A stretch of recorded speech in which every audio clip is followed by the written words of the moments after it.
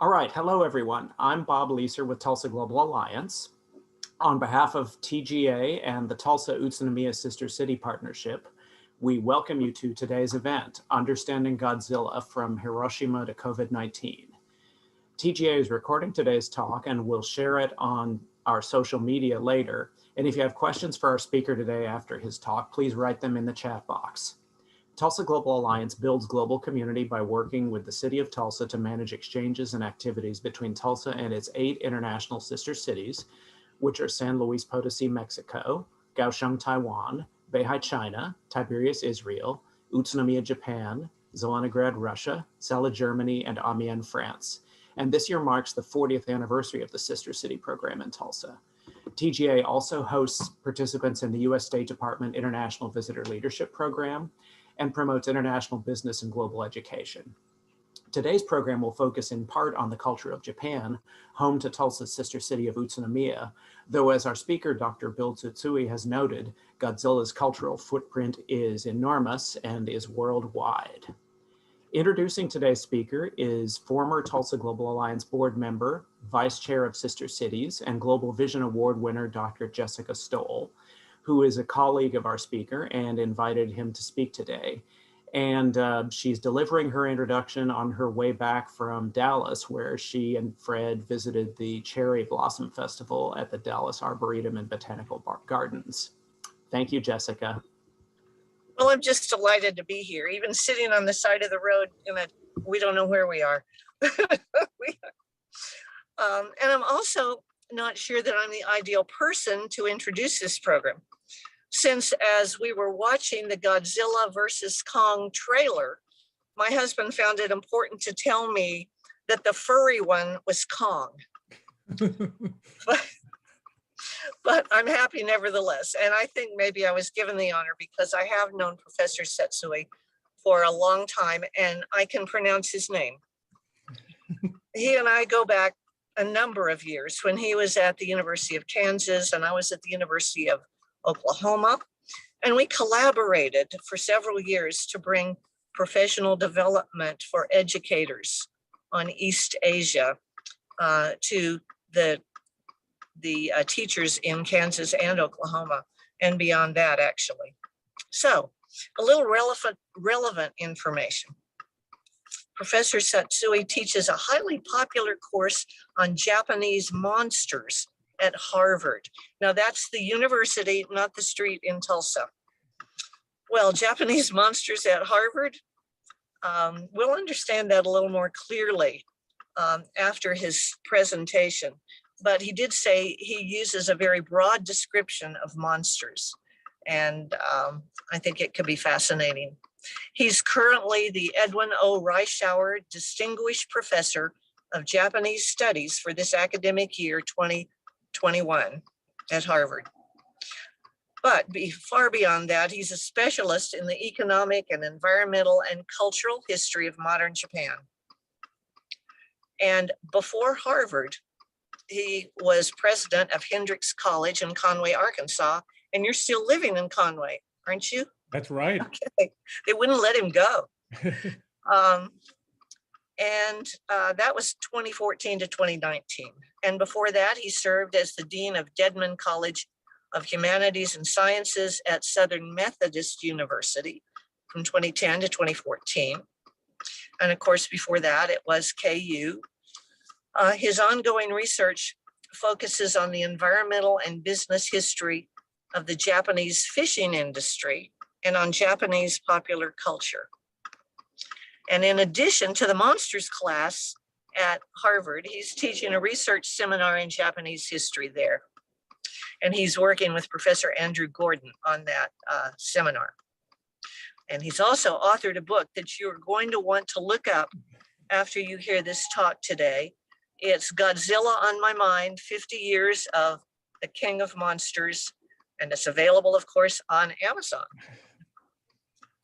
Professor Tsutsui came to OU Tulsa several years ago in person, and that was a big treat. He did a seminar on Godzilla and the political and cultural implications of Godzilla and the Godzilla phenomenon. And here he is back again, albeit on the small screen, to help us get the most out of the upcoming Godzilla versus Kong film. I know he'll have insights that, that bring Godzilla and Kong into focus and leave us understanding more about how divergent cultures and political systems interact and intertwine. And it will go beyond just the monsters because of the depth of his knowledge. So I'm honored to present my friend, Dr. Bill Satsui. Well, thank you so much for that, Jessica. I'm just going to try and share my PowerPoint now, and hopefully this will work. Fingers crossed. Is that working? Yes. Good. I'm really glad. Well, it is a joy to be here with you all today and to be back, at least virtually, in Tulsa, which is one of my very favorite places in the world. Over the past years, my wife and I have daydreamed about what we would be most looking forward to after the end of all this social isolation. We have often thought about a piece of pie from Antoinette Bakery and a stroll through the Philbrook downtown. So before too long, I hope we'll be able to do that again. I really want to thank Jessica Stoll for inviting me here this evening and for that lovely introduction. I want to thank Bob Leeser for organizing this event so beautifully. I know Jessica is a gem for Tulsa and has done so much to contribute to the international connectivity and awareness of the city and the state and the region. And I am so impressed by all the great work that Bob and the Tulsa Global Alliance are doing to build international ties, even in a time of pandemic. So it is an honor to be here with you, and I want to thank you all for tuning in. Now to the main event. Let's talk Godzilla. Well, I first encountered Godzilla when I was 7 or 8 years old. I remember it like it was yesterday. It was a Saturday afternoon in Bryan, Texas, where I grew up. I was lying on my stomach on the blue shag carpeting in my parents' bedroom in front of our big old Zenith TV set and its fake wood grain case. It was tuned to channel 39 from Houston, and the Creature double feature came on. I remember Godzilla appearing on the screen, and I remember falling in love. I wanted to be Godzilla. I wanted to be huge. I wanted to be powerful. I wanted to be able to drag my big scaly feet through Tokyo and knock down skyscrapers and make chemical plants explode. Godzilla was and is a great kiddie fantasy, but Godzilla was more than that to me. As a chubby Japanese-American boy in a small Texas town with a total of 2 Japanese-American families, Godzilla was more than just a third grader's Saturday afternoon power trip. Godzilla became an important source of my personal identity. My friends and classmates at school, needless to say, didn't know a whole lot about Japan other than Pearl Harbor, and I guarantee you they had never heard of the Japanese-American internment. But they all thought Godzilla movies were pretty cool. And so I embraced Godzilla as something about Japan and my heritage that I could relate to and be proud of. I'm guessing that most of you don't think of Godzilla as an ethnic hero, but he was to me. And here's a photo of as close as I've actually gotten to becoming Godzilla, Halloween 1972, in a costume made by my mother and grandmother, just about to head off to the haunted house at Davy Crockett Elementary School. So why tell this story? Well, partly because it gives me a chance to indulge in a bit of nostalgia, but more importantly, because it shows nicely, I think, how Godzilla is more than just a series of laughably cheesy films featuring an actor in a rubber suit walking through toy cities. Sure, Godzilla is a global pop culture icon, star of 33 live-action films made in Japan and Hollywood, the oldest and longest film franchise in world history. And sure, Godzilla is fodder for The Simpsons and has become part of our language through the Zilla suffix, and is the subject of more internet memes and New Yorker cartoons than anybody can count. Godzilla is lighthearted and silly and fun and childish, but Godzilla can, of course, also be serious and meaningful, offering commentary on current events, revealing insights on Japan and its post-war history, and providing an imaginative outlet for some of our deepest and darkest fears. On a personal level, Godzilla can be a lifelong friend and an unlikely source of ethnic identity. And up there on the silver screen, Godzilla affords us a valuable perspective on the people and the cultures that created the films, as well as a window into the obsessions, the weaknesses, and the deepest anxieties of all of us who have watched and enjoyed the series over the decades.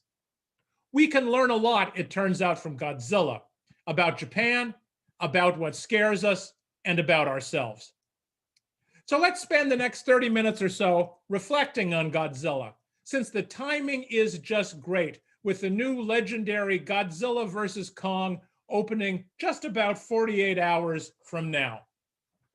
What is the deal with this overgrown radioactive lizard that seems to love nothing better than destroying Tokyo? How did this global icon emerge from the imaginary of post-war Japan? Why does this cinematic monster continue to stir our imaginations and attract audiences? Perhaps most importantly, how has the Godzilla series addressed the anxieties of moviegoers in Japan and internationally since the 1950s, from the nuclear fear of the Cold War years to the environmental concerns of the 60s and 70s to the economic worries at the turn of the millennium? And what role might Godzilla play today as we all struggle with proliferating natural disasters like the earthquake, tsunami, and meltdown that hit Japan in 2011, and of course, with the current global pandemic? Now, one of the characteristics of modern societies, it seems to me, and to many cultural commentators, is a sense of ambient fear, a pervasive anxiety that saturates daily life. Sometimes this fear is widely discussed and publicly agonized over, but much of the time people try to avoid speaking of it and try to push it into the background of their minds. In Japan in the 1950s, when Godzilla was born, this anxiety derived from the unresolved legacies of World War II, Hiroshima, and Nagasaki, and from the threat of nuclear annihilation in the Cold War. In the world today, and especially in America, there are more ambient fears than I can list, starting with COVID-19, of course, but including income and healthcare insecurity, and concerns over issues like democratic governance and racial equity. Such anxieties often manifest themselves as a widespread fascination with monsters, a fixation that is born of the twin desire to name and to give a face and form to fears that are often abstract or invisible, like radiation and viruses, and to domesticate, control, imaginatively overcome, and therefore disempower those things that threaten us. In short, monsters like Godzilla help us make our fears more concrete and thus more manageable. Seeing a giant lizard on a movie screen, or reading about Dracula in a novel, or hearing about dragons in a medieval tale allow us to have the cathartic experience of imagining some of our greatest terrors, but also the reassuring and liberating experience of imagining those monsters being controlled and ultimately defeated. So let's go back. Let's talk about Godzilla's origins. So in 1952, the Hollywood classic King Kong, originally made in 1933, was re-released around the world and was a smash hit, including in Japan. Hollywood saw the potential in giant monsters, so the next year Warner Brothers made The Beast from 20,000 Fathoms, which also turned out to be a blockbuster. Japanese film studios have never been shy about stealing a good idea, so Japanese movie makers began work on their own creature feature.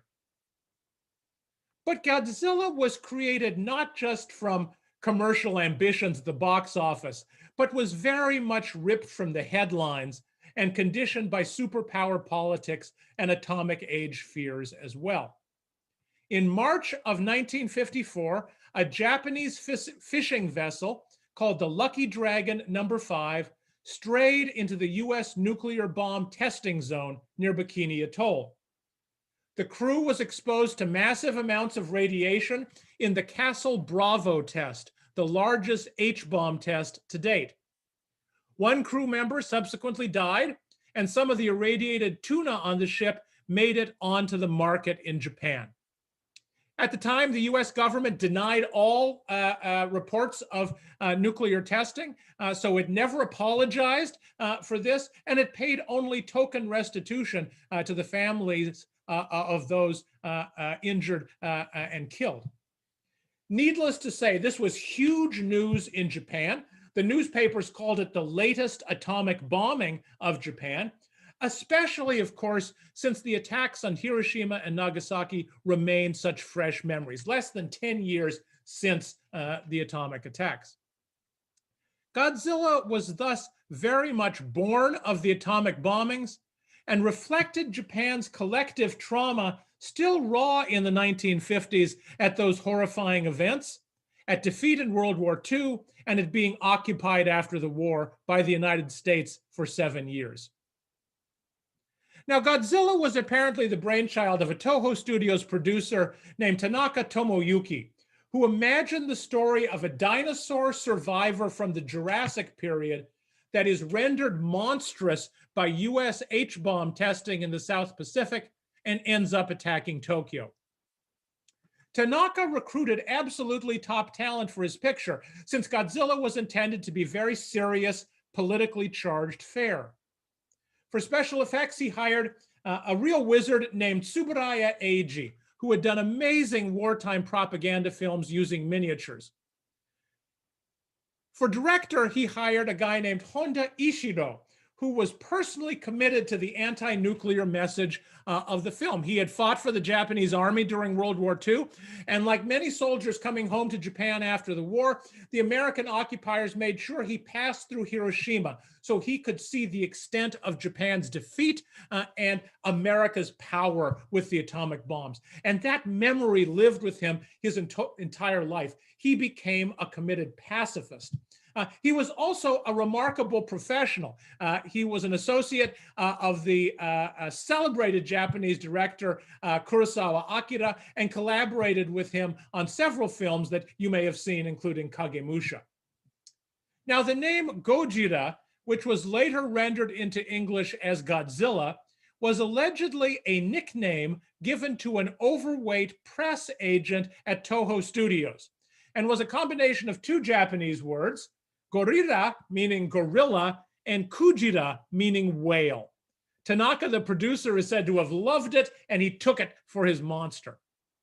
Now, Toho Studios invested a lot in that first Godzilla movie, 60 million yen, about 3 times the budget of the average Japanese film at the time, although far less, one should note, than Hollywood would have spent on a run-of-the-mill B-movie in those days. Gojira opened on November 3rd, 1954. Box office receipts were strong, and its popularity as well as its export potential were such that a whole Godzilla franchise was born. Godzilla King of the Monsters opened in the United States in 1956. It was a cleverly re-edited version of the Japanese original with the unfortunate addition of Raymond Burr as a voyeuristic American reporter who witnesses the destruction of Tokyo. This version was considerably altered from the original Japanese film. Some have called it censored or even whitewashed in its transition across the Pacific, notably in that all references to World War II, all mention of the atomic bombs, and anything that could be considered even vaguely critical of the United States were removed. Another interesting fact is that the American version, so the Raymond Burr version, was subsequently subtitled in Japanese and released in Japan, where it was in turn very successful. Now, the original 1954 film, Gojira, is dark, It is thoughtful and it's politically charged. It was made for adult audiences, and it simmers with implicit criticism of the United States, repressed feelings of Japanese pride and nationalism, and anxiety over nuclear testing and the threat of nuclear war. It masterfully played upon the audience's fears of the mounting Cold War and the lingering psychological and physical scars of Hiroshima, Nagasaki, and the firebombing of Japanese cities during World War II. Many Japanese viewers at the time left movie theaters in tears. It was cathartic and therapeutic for a nation still struggling to make sense of its recent history and a world divided by superpower rivalries, where Japan was poor and vulnerable and caught between America and the Soviet Union. Gojira is surprisingly rich in meaning, especially for a movie about a giant angry lizard. And even though we may chuckle a bit at the special effects today, they really were state of the art for the time. Gojira is truly a classic, and if you haven't seen it, you should add it to your watch list immediately, and preferably take a look at it before you watch Godzilla vs. Kong.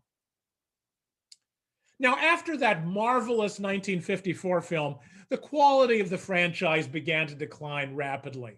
The serious message of the first offering was quickly jettisoned for more crowd-pleasing fare, and the age of the target audience declined steadily. By the 1970s, 8-year-olds were the main market for giant monster pictures. The films degenerated into big-time wrestling in rubber suits, and the scripts and special effects were remarkably cheesy, though at the same time really humorous and enjoyable. Who couldn't laugh at the King of the Monsters flying on his tail, or teaching his son how to blow radioactive smoke rings, or playing volleyball using a huge boulder with a gargantuan mutant lobster? This change in tone in the movies was due not just to changing audience demographics, but also due to changes in Japan. Japan in the 1950s was an impoverished, developing nation, still recovering from defeat economically and psychologically. By the 1960s, though, the Japanese economy was booming, and people were optimistic, increasingly affluent, and not so interested in seeing their nation destroyed by Godzilla and by the parade of creatures designed by Toho to battle him. So monsters like Mothra, King Ghidorah, Rodan, and many others. So in this new, more confident, wealthier Japan, the movies became more lighthearted, and Godzilla was repositioned as a defender of Japan, a heroic figure, rather than as a vengeful monster intent on destroying the country. Godzilla has continued to evolve, of course, over the decades, reflecting the ongoing transitions in post-war Japanese society, in perceptions of where Japan stood in the world, in the shifting makeup of Japanese movie-going audiences, and in the development of the Japanese movie industry, which has weathered some really tough times over the years. Remarkably, despite all the changes in the tone and market of the Godzilla films, not to mention the changes in the appearance of Godzilla, who morphed considerably in his looks over the years, the franchise continued to engage regularly with the fears of audiences and timely issues of the day, mostly ones of importance in Japan, but also ones that resonated with global moviegoers. The 1954 Gojira was, as I've mentioned, very politically charged and dealt with the legacies of the atomic bombs and the fears of nuclear holocaust with a directness and a kind of visceral impact that was very uncommon in Japanese media at the time. In the 1960s, as Japan recovered economically from World War II and the darkness of the 50s, the issues addressed included political corruption, long a big issue in Japan, and the rampant commercialization of Japanese society. Japan really underwent a consumer boom as the country grew wealthier. In the 1970s, among the issues that the series took up were school bullying, another big issue in Japanese society, and most famously, the pollution problem and environmental awareness. And if you have never seen Godzilla versus the Smog Monster, you are culturally deprived. It is psychedelic and crazy and wonderful and surprisingly effective politically as well. From the 1980s through 2004, a wide variety of issues were treated, sometimes superficially, sometimes more deeply. The nuclear issue returned, as did environmental concerns. Remilitarization and Japanese nationalism were big themes, memories of World War II, and interestingly, Japan's wealth and arrogance in the world. Tanaka Tomoyuki, the producer of many of the films, once said, and I quote, "Japan is rich and people can buy whatever they want. But what is behind that wealth? Nothing very spiritual. Everyone's so concerned with the material, and then Godzilla comes and rips it all apart. I suspect that's good for us all to see." So Godzilla even became something of a conscience for a wealthy, increasingly self-satisfied Japan. Although many of the movies in the franchise were not terribly timely or topical at all, what is impressive is the way in which Godzilla's makers regularly tapped into issues of widespread concern in Japan and globally to keep Godzilla something more substantial than just a big, vengeful monster or a big, heroic monster. Even in more recent years, as Godzilla has leapt the Pacific and been taken up by filmmakers in Hollywood, the monster has continued to mine the headlines for material and address our collective fears. The 1998 TriStar production, marketed under the slogan "Size Does Matter," has been panned by most Godzilla fans, myself included, and perhaps not surprisingly for a movie featuring an escapee from Jurassic Park and Ferris Bueller, was not a particularly thoughtful or politically engaged entry in the series. The most recent films have been different stories, however. The latest picture from Toho Studios in Japan is 2016's Shin Godzilla, a remarkably interesting film which dealt with the triple disasters of 2011 and the Japanese government's feeble response. It also, incidentally, was partially filmed in Utsunomiya, Tulsa's sister city in Japan. Unfortunately, it was not a famous beauty spot or a dumpling restaurant in Utsunomiya that was featured in the film, but a conference room in the Tochigi prefectural office where a lot of guys in blue jumpsuits talked into microphones.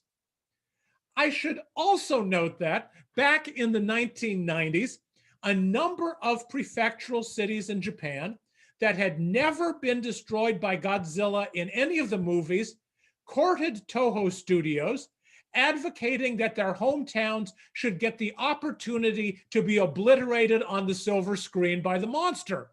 So at one point, Godzilla obliged, doing a sort of tour of northern cities, Sendai, Aomori, Sapporo, but regrettably, Utsunomiya did not make the list.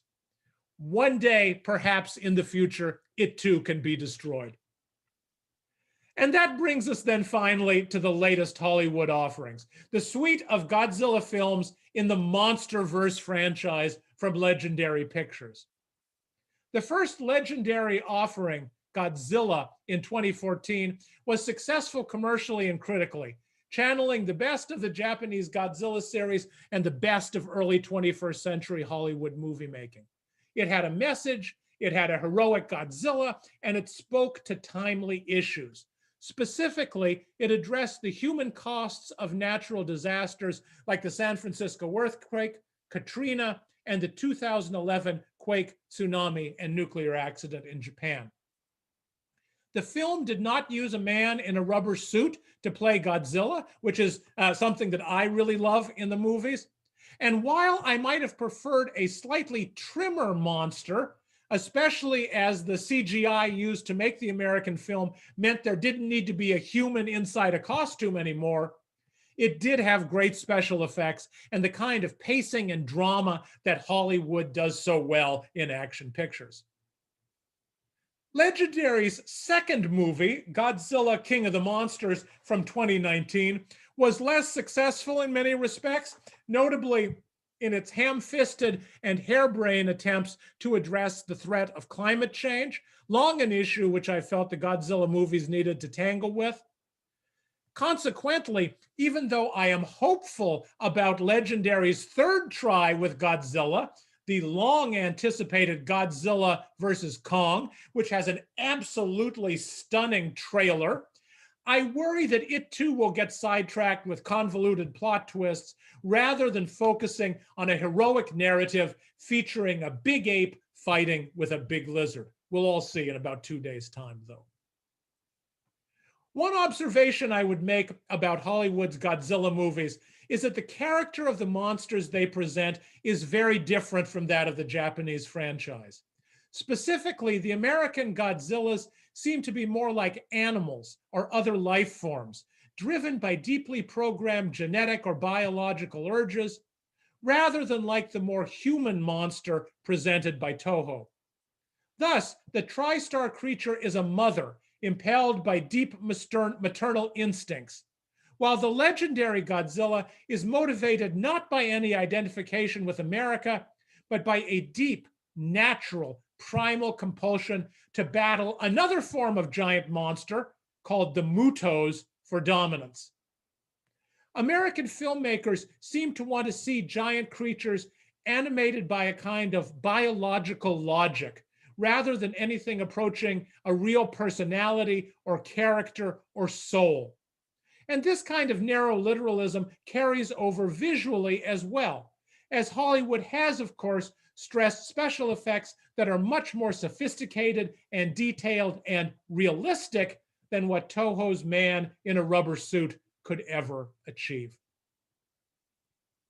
Finally, one aspect of the American Godzilla features that has struck and annoyed me is the way in which they all rewrite the origins of Godzilla, deviating from the story established in the Toho franchise to deflect the blame for creating the monster away from the Cold War and above all, away from US nuclear testing in the South Pacific. So if we go back to 1998 and the TriStar Matthew Broderick film, okay, they don't want to pin the blame on American H-bomb testing. So how does Godzilla get irradiated? Well, if in doubt, who do you blame? Blame the French. It turns out in that movie, they said Godzilla was created by French H-bomb testing in Polynesia. And that's the reason why throughout that film, the annoying Jean Reno character is everywhere. Fast forward to 2014, then in the beginning of the Legendary series. What Legendary did was really clever, and yet it bothers me a lot. So remember, in the Godzilla original 1954, Godzilla is a dinosaur that's created by American H-bomb testing in the South Pacific, becomes monstrous and attacks Japan. In Legendary's story, there is this whole subterranean world under the South Pacific that is just crawling with monsters. And in the 1950s, those monsters start popping out of the surface of the earth. The nations of the globe don't want to tell people that there are monsters on the loose, so they try to keep it secret. And to control those monsters, the US drops nuclear bombs on them, okay? And the story of H-bomb testing is then used as a convenient cover for all these bombs exploding in the South Pacific. It's a neat story, it is clever, and yet it deflects blame away from the United States and from the H-bombs for creating these monsters. It essentially makes the US and those nuclear weapons almost humanitarian devices in this story. Let me finish up then, because I've been talking a long time already, and I'm really eager to hear from you all. Let me finish up by reflecting a little on the meaning of Godzilla in a time of pandemic. The well-known writer Mike Davis has long described lethal viruses as monsters. His 2005 book on the avian flu in Asia was called The Monster at Our Door. With the appearance of COVID-19, he extended the metaphor and titled an updated version of the book released last year, The Monster Enters. It is a bit hard to imagine a microscopic virus as a monster, And of course, people and filmmakers faced the same problem after 1945, when another invisible threat, nuclear radiation, appeared on the scene as a similar challenge to human existence. Some would argue this was also the case with electricity as well, at a much earlier time, when jolts of voltage were unfamiliar and clearly dangerous and profoundly frightening to people. Frankenstein was one of the creatures born of a creative and psychic need to give shape to our fears of electricity. And Godzilla, along with cinematic creatures like the giant ants in Them, were physical manifestations of radiation, invisible but deadly, and with the dawn of atomic weaponry, gigantic in scale and sweeping in impact. I am sure there will be monsters created, and Godzilla may well fight them in future movies that give a tangible shape to the menace of an unseeable novel coronavirus. That brings us back then, in the very end, to the question of why the world still loves Godzilla after all these decades, and why the monster is seemingly more popular today than ever before. On the most basic level, Godzilla is just plain fun. The exuberance, the cheesiness, the cathartic nature of destruction, all are just enjoyable to watch, whether you're 6 years old or 60. Godzilla is the outrageous guy that breaks all the rules and gets away with it, the walking disaster who leaves a trail of devastation behind him, and inspires not just fear and loathing, but also admiration, awe, and an odd tingle of delight. But Godzilla also has a serious side. And I think one reason why we continue responding so strongly to him is because he has functioned as a cinematic conscience for viewers in Japan and globally since World War II. Godzilla's very presence, the disruption he causes to the status quo, and the existential threat the monster poses to our lifestyles, our comforts, our assumptions, and our complacency keeps us asking questions we know that we need to keep asking about issues like the environment, war, nuclear energy, arrogance, prosperity, technology, and now biosecurity, globalization, and the appropriate reach of governments during moments of crisis. Godzilla is, of course, not the only gargantuan creature on movie screens these days, as the whole genre of giant monster movies, kaiju films as they're known in Japan, is booming, perhaps more so than at any time since the 1950s or 1960s. So think about films like Cloverfield, Pacific Rim, Kong, Skull Island, and even quirky treatments like Colossal. Perhaps this is due to nostalgia, like our embrace of Marvel Universe films. Perhaps it's our need to keep ratcheting up what excites and scares us with ever better special effects, ever more cinematic destruction, and ever bigger movie heroes and villains. Maybe it is catharsis in an age of disasters and terrorism and pandemics, just like the Japanese felt back in 1954 when Godzilla came out, thinking about World War II and the threat of nuclear apocalypse.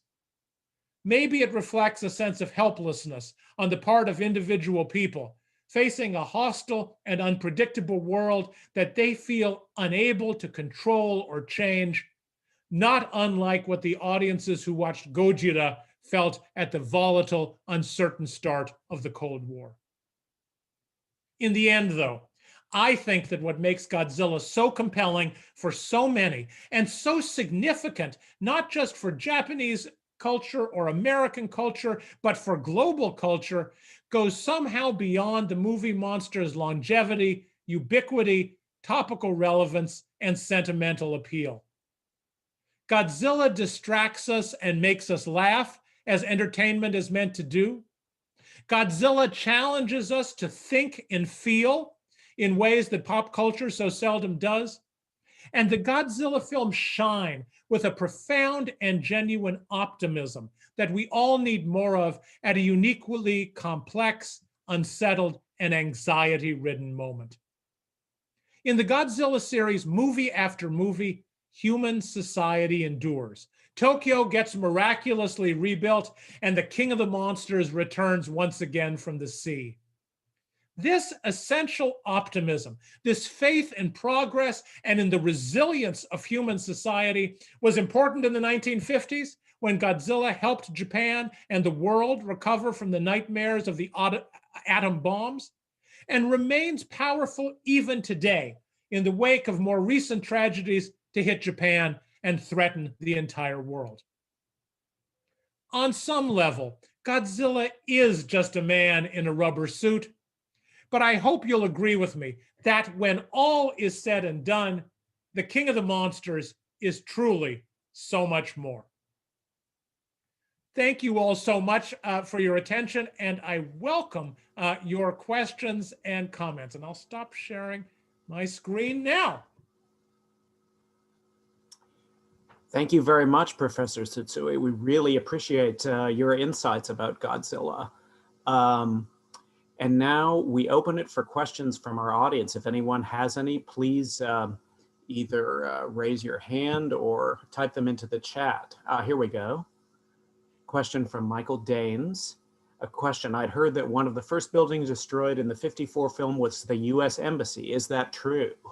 Interesting question. Not as far as I know true, no. I've watched those scenes pretty carefully to see what Godzilla is dragging his feet through. And while he does take on some high profile targets, shall we say, in that first movie, the US Embassy is not one of them. So he destroys the Japanese Parliament building, the Diet, and that's a great landmark. It's sort of like King Kong climbing up on the Empire State Building. Everyone can recognize the Diet building, so that's very iconic. He knocks that down. He goes to the center of Japanese commerce, to the Ginza, and at one point he knocks over the clock tower on what's called the Hattori building, that's Seiko Watch Company building, which is now Wako Department Store, right at the Ginza crossing. He then walks across the river, and in so doing he passes by a round building which is called the Nichigeki Theater, and he pauses for a moment, and you see Godzilla sort of leisurely swing his tail, and he knocks the Nichigeki Theater over. What's funny about that is the Nichigeki Theater was the flagship property of Toho Studios, the studio that made the movie. So it's sort of like all those jokes about Fox on The Simpsons, right? The makers of the movie were sort of needling the bosses a little bit there. But he avoids the core of Tokyo. So he avoids where the US Embassy is, and he also avoided MacArthur's headquarters building. And most importantly, he avoids the Imperial Palace. Go and step on the emperor. In fact, in all of the movies, he avoids the Imperial Palace, and he avoids tangling with something as symbolically and emotionally charged as the imperial institution. Thanks very much. You actually just answered another question about whether the Imperial Palace ever got targeted. Sorry, Bob, I can't hear you. I think it's my end. Can you hear? I can hear you now. Okay, great. Here's another question. See if you can answer. Who were those weird twins in the Mothra film? So, there are several great mysteries in the Godzilla series that none of us can answer. Okay, so one of us is Godzilla male or female or neither? I call Godzilla a he, but who knows, right? I can't sex lizards. I see no visible signs of whether he's one or the other. So who knows? Why does he attack Japan? Nobody quite knows. He just started attacking Japan. There's no real logic for why he is drawn there, and then why he ends up being a defender of Japan. The other one is, what is the deal with those two little ladies that sing at Mothra? And I wish I had a good answer for you on that. But the success of what they did with the film is obvious in the fact that you all asked about it, and almost anyone who knows Godzilla movies knows about those they were called fairies, the shobijin, the small beauties, technically they were called in Japanese, who sing to Mothra and are sort of its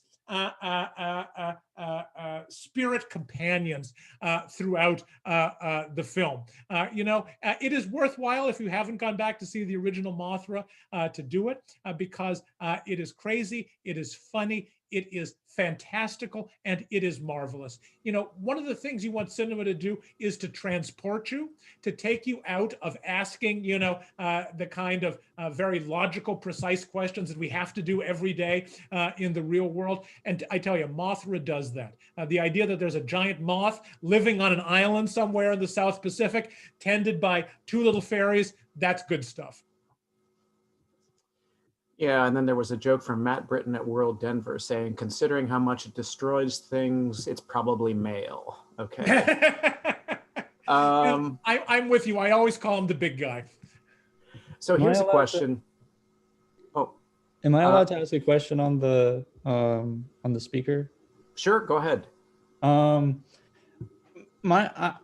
should I say this? I'm a bit of a monster versus monster fan myself, but I also I watched Shin Godzilla when it came out and really enjoyed it, and how it related to the original film and the aftermath of Hiroshima and the atomic bombs. And I understood your criticism of the monster films, especially King of the Monsters, and it deviated away from this deeper understanding of Hiroshima and aftermath and the anxieties of that stuff. But I also thought, is it possible that simultaneously we could have these monster versus monster films that are a bit cheesier, a bit more for, I don't want to say immature audiences, but they're not as deep and meaningful, as well as having stuff like Shin Godzilla and the original Godzilla films side by side as two potential interpretations of Godzilla? Do you think we could have that simultaneously and still keep Godzilla as an important cultural icon?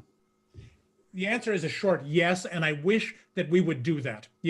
I think, we all want to see both of those things on some level. I think the recent Godzilla King of the Monsters would have been a much better movie if it had just focused on the monsters fighting and ditched the kind of convoluted plot with eco-terrorists and all that kind of stuff. And then the stupid thing at the end where Godzilla cures the climate crisis sort of magically with a wave of his tail. If it had just focused on those fight sequences, which were marvelous, it would have been a very satisfying movie. Sort of like Pacific Rim. Pacific Rim didn't have a whole lot of narrative, didn't have a lot of storyline to it, but boy, who doesn't like seeing giant robots fighting giant monsters? Okay, I sort of hope that Godzilla versus Kong focuses on the action element of the films. And I hope, at this moment in particular, I think we just all need that catharsis of watching two big creatures wailing on each other for 90 minutes. I don't think I need to see a whole lot of human narrative to go along with that. At this moment in time, let's just see them fight. And then the next movie, it can reflect a little bit on the pandemic and the world. I actually think the movies could reflect very interestingly on our current situation. But right now, I think we really just want to have some fun. So I think you're right on. I wish you were running the studios, frankly. Thank you. Here's a question from Janie Shea. In relation to Japanese film industry, can Godzilla be considered the forerunner of modern Japanese environmentally centered movies, including Princess Mononoke? What a great question. I think what is interesting is, and you will know this already, but some of the others might not, Japanese pop culture has been quite progressive in its engagement with environmental issues. That some of the topics that are difficult to discuss in Japanese polite society, that are controversial, therefore people don't like to talk about them, pop culture has taken those head on. And Godzilla really was a pioneer in that regard.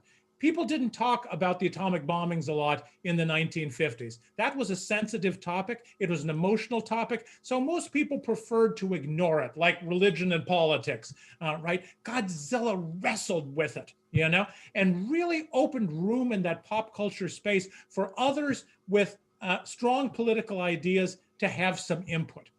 And I think, one of the people who went the furthest with that was Miyazaki Hayao, who made Studio Ghibli, made those wonderful environmentally engaged films that look at what the consequences could be of continued exploitation of the world and warn us that we need to be in harmony with nature. We need to change our ways. So yes, I think Godzilla very much laid the groundwork for that and empowered people in that pop culture space to speak out. Thank you. Here's a question from Alicia Ferguson. Which Godzilla film is your personal favorite and why? Godzilla versus Biollante is mine. Well, you have made a good choice. That is a great film. I love that film. There are many that I could pick out. I say it's the first movie. It's the 1954 Godzilla. I have probably seen that movie 80 times. And, you know, I sometimes think I could recite it. I've seen it so many times. And yet, every time I watch it, I see something different. It's crazy. Some other aspect of it, based on what's happening on the world, what's happening in my life, just how much attention I'm paying to little details jumps out at me. So I had a big debate on a webinar with a scholar from Japan as to whether the original Godzilla film was made with the collaboration of the Japanese armed forces. And he said it was not. And I said, I thought it was.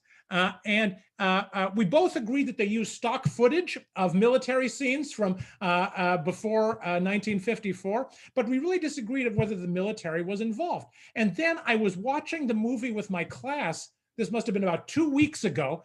And all of a sudden I looked in the final scene, everyone is gathered on the deck of a ship. And I looked at the lifeboat and there are people talking. So you don't really look at the lifeboat very often. I looked at the lifeboat and the little tiny writing along the side of it. And darn it, if it didn't say in Japanese, National Coast Guard Agency. Okay. And that proved it, right? They were on a Coast Guard ship at the end to make that scene. And so, yeah, that was the collaboration with the Japanese government. So, you know, it pays watching 81 times as well. If you're going to watch others, I would say Godzilla versus the Smog Monster is a must-see. Shin Godzilla from 2016 is a great, great film. The legendary 2014 Godzilla is fabulous. And one of my other favorites is Godzilla versus King Ghidorah. Again, just a fun, fun movie. Sorry, thank you. Looks like we've got 3 more questions in the chat. Let's see if we can get to them. Chip Duell asks, after Hollywood remade the first Godzilla movie and excised much of the original material, did this provoke conversation about SCAP-style censorship or censorship in general when it was shown in Japan? Really great question. And it's such a pleasure to see Chip, who's a former student of mine and who I'm so proud of for all that he has achieved in those years since we were together at KU. Thanks for coming tonight, Chip. Great question. You know, you would think that Japanese audiences might have responded negatively to the treatment that the film got in its transition to Hollywood, being sliced and diced and all the content being taken out of it. The fact of the matter is, in those days, Japan, most Japanese people felt so intimidated by Americans and so impressed when America noticed something from Japan that they approved of. I believe audiences went to see the subtitled version of the Raymond Burr film because they sincerely wanted to see how Hollywood had improved the movie. You know, that they felt not insulted by the cuts, but that maybe Hollywood had made it better in the process. And in any case, that Hollywood had recognized something Japanese as being of high quality. The fact of the matter is, all of the Godzilla movies that came to the United States from 1954 through the 1970s ended up being subjected to significant surgery in the transition. There was no Japanese movie in the time that played the same in America, even with dubbing and subtitling, as it had in Japan. They edited it out. They took out whole scenes. They changed the soundtrack. American distributors felt the Japanese movies were boring. And in some ways, they are a bit boring. It often takes a good 15 or 20 minutes in the Japanese films before you see the monster. And the Hollywood distributors felt you need to see the monster 5 or 6 minutes in. So one of them once remarked, you know, the Japanese movies, they all start with a committee meeting. And it's true, it's very Japanese, right? To have a committee meeting at the very start of a movie where the military leaders and the scientists all sit down and they name the monster and they talk about strategy and so forth. Hollywood would cut that out. And so this censorship, this editing continued over time and just became a part of the globalization of that franchise. Nevertheless, when you go back and look at it and see the impact that had and the way it scrubbed the politics and the criticism from that original movie, it is sort of a shame that American audiences had to wait almost 50 years till they could see the original. Thank you. Here's a question from Parida Stortini. Thank you for answering the question about the Imperial Palace. I was wondering if you had any ideas about the God incarnate element in the title of the Shin Godzilla film after 311, or representations of religious elements in the film series. So we could sit here for a long time. I love the question. We could sit here for a long time talking about Shinto, so Japan's native belief structure, and the Godzilla films. So in Japan, as you know, the folkloric monsters are called yokai. Yokai are sort of the ghosts and goblins of Japanese history. And they are very closely related in the Japanese traditions. Demons and monsters are very closely related to gods or kami. The Japanese Shinto is an animistic religion. It believes there's spirits in all living things and even in inanimate objects. So a tree can have a spirit, a rabbit can have a spirit, a mountain can have a spirit. In fact, even my cell phone can have a spirit within us. And those things may be monsters or they may be demons. One of the most prominent scholars on Japanese monsters has suggested that the dividing line between a demon and a God is the fact that the God gets worshipped and the demon does not. So the demon is sort of ticked off and wants to get revenge against human beings. And I think we see that in the Godzilla movies. Godzilla is on that fine line between God and monster. And perhaps you might even see the transition in Godzilla from the 1950s into the 1960s as once the Japanese come to appreciate Godzilla and recognize Godzilla and give him his due, he becomes more of a protector, more of a kami, more of a god for the country. So I think these beliefs are deeply woven into Japanese society, and they affected how people viewed these films. They affect pop culture today. If you watch Kondo Marie, you know, the tidying woman on TV, who is very famous for going into people's houses and cleaning them up, she's an animist as well in this Shinto tradition. She encourages people before they get rid of their pen to thank it and then to send it away so it doesn't become a monster and come back and haunt them. Thank you. And the final question goes to Matt Britton. Similar to Alicia's earlier question, this might be like asking which one of your kids is your favorite. What's the best Godzilla movie? Oh, who can say? It is like favorite kids. You know, all of them are great in some respect. I spent a little bit of time the past couple of weeks just for fun watching some of the old movies, even some that I pan a bit in my book, because some of them really are pretty cheesy. There is something to love in each one of them. They are crazy, you know.